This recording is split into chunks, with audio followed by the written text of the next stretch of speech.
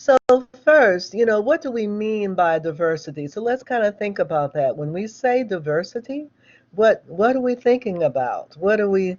Why, is such a focus on diversity? Well, pretty much because of what I just said a couple of minutes ago. And diversity didn't used to be talked about a whole lot, and then we started to see it discussed a lot more, say in the 80s and 90s, and now diversity has become very important. And so when we say diversity, we're talking about a lot of different things, such as, different people from different backgrounds, different religions, different cultures, different societies with different beliefs and customs and norms. And we will learn how we can communicate with these different people as I said, as it focuses or as it relates to their culture, co-culture, nationality, and race and ethnicity.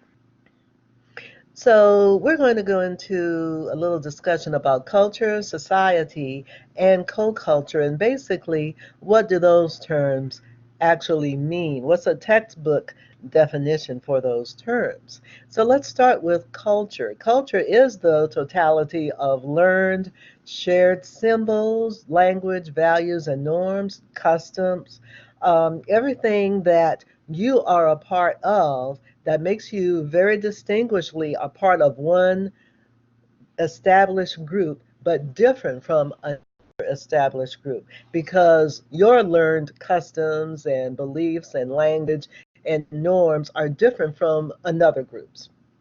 So that's your culture. A society is a group of people who are all in the same culture. And then a co-culture is going to be a smaller group. It's a subset of a culture. And so people who are of the same co-culture do certainly share the same customs and norms, but they also share very more specific mutual interests and characteristics besides national citizenship or heritage that make them perhaps a little different from the larger culture, but a part of a smaller culture within that larger culture. That sounds a little confusing, perhaps. About it, it does make sense. So let's also talk about nationality, ethnicity, and race. Our nationality, as I said before, is the easiest for everyone to identify with because, we are a citizen of a particular country. That's our nationality, usually where we were born and raised. Not always, but usually. Um, Ethnicity is our perception of our ancestry and our heritage. And we all do have a perception of that we identify with.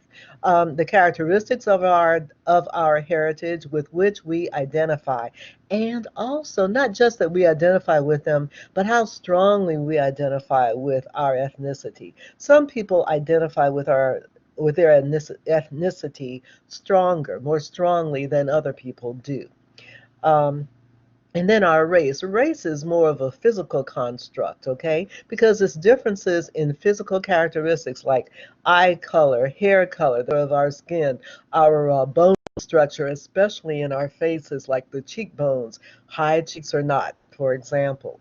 Um, a lot of people uh, identify others by their race, of a particular race, by the way they look, and especially when it comes to the facial structure, the skin color, hair, so on and so forth. Okay. Now we want to start thinking about, okay, some tips as to how, we've got this background information, right? We've covered all this stuff. And so we're all a little more enlightened about different cultures and co-cultures and so on, and what makes us different or similar in various ways. So let's talk about tips as to how we can communicate with each other more effectively and okay. So one thing we want to do, what do we want to do? One thing, cultivate cultural awareness. We've just done that already. right? So we're already off to a great start. Also, honor your own cultural values because certainly we all know that we have cultural values and nobody is saying we need to deny them or dishonor them or disrespect them. No, absolutely not. We all need to be aware of our own cultural values. But we also need to learn about the cultural values of others, and we need to honor and respect those too. This makes a better world, a better work environment, a better school environment, a better neighborhood, a better community, and so on. Okay? Thanks, Mariah. You're on to me. Okay. Also, we want to honor the cultural values of everyone else, right? So that's what we've been saying. And try to understand that there really are legitimate reasons for everyone's values. Every culture, every society, there are reasons why we value the things that we value, even if they're different from those of another culture. Okay, so we need to try to understand that even if we don't know what those reasons are, there are reasons that they feel are very legitimate. And try to, thank you, Sudipta, and try to adapt our behavior to other cultures as appropriate. So, what that means, of course, is when we are speaking and working and in classes with and encountering people of cultures that are different from ours, in co-cultures also that are different from from ours, we need to recognize that they may have some differences ours, and we need to make sure that we're respecting those differences and honoring those differences. And hopefully they're doing the same with us. They're reciprocating with us. And if we need to adapt our behavior, then we do. For example, if we are meeting with someone who prefers to um, not with a handshake and certainly not with a kiss, but they prefer to bow, then what's the harm in bowing back, right? You go ahead and bow to them also because there's no harm in that and you are honoring them. Okay? Also, you want to see experiencing different cultures and diversity as an opportunity for you to learn and grow. It's an opportunity for all of us to learn and grow. You know, there are people who don't want to learn. We know that, right? But that includes people who are like, you know what, I want to learn, but I only want to learn about me. I only want to learn about my family. I only want to learn about my culture, my ethnicity, and they ignore everyone else, other cultures or other nationalities, other ethnicities, and so on. You know, I think that it behooves all of us to try to learn about others as well as about ourselves. Nothing about learning more about yourself, nothing at all. But it's important to, in addition to that, also learn about other people because that makes a better world. It makes a better workplace, it makes a better society, and so on. It makes it better for us to get along with each other more. All right. So let's learn from each other and learn about each other also. And that helps us to communicate a lot better. Recognize that we do become better team members and leaders when we learn about people from other cultures. Very important. Okay. Better employers, better employees, better everything. All right. Realize that people of all do like to be treated as individuals. They do. So even when you have this knowledge about the group, the larger culture, also remember people are still individuals.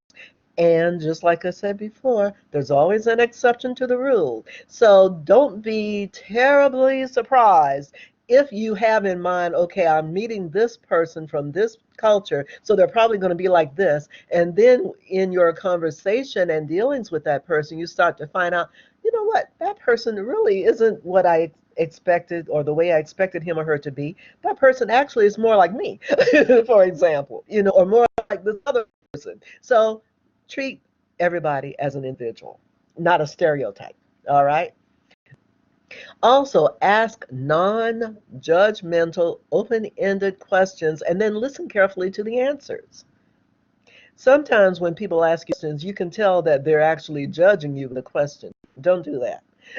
Don't do that. Try very hard not to do that.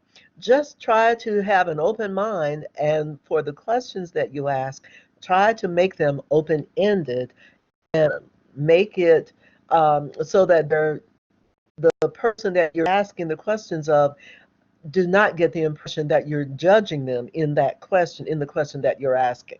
Okay? I think you know what I'm talking about. Also, avoid cultural centrism. I don't know if you've ever heard that term or not, but cultural centrism is the belief that your own culture is superior to the culture of all others. And there are people like that. We want to avoid being that way. So avoid cultural centrism. Do not believe that your culture is better than everyone else's culture. Also avoid project cognitive similarity. And that means that you might have the tendency to assume that other people share your cultural norms and values. Just because you have these particular cultural norms and values, others may or may not. So don't assume that everyone does just because you do in your culture. All right. And then you want to also avoid outgroup homogeneity effect. And that means the tendency to think members of other groups are all the same. And we've already kind of hinted at all of this before.